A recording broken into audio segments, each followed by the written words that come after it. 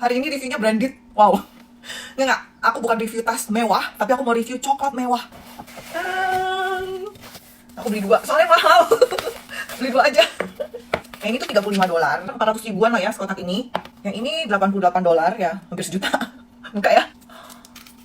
Cakep. Tuh. Yang ini manis. Dalamnya karamel. Yang ini harga sejuta nih. Tuh kan cakep banget gak sih?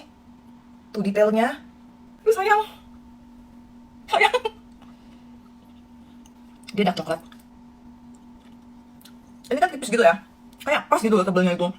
Tapi ini sayang banget dimakan, bener-bener sayang. Nah terus bawahnya tuh kayak gini. Ada hazelnut, terus dia ada kayak crunchy-crunchy-nya gitu. Kalau ditanya worth it atau enggak, nah ini tuh karena ada brandnya ya, karena ada brand ini. Jadi dia memang lebih mahal harganya. Mungkin kalau nggak ada brandnya, nggak segitu harganya. Coklat LV.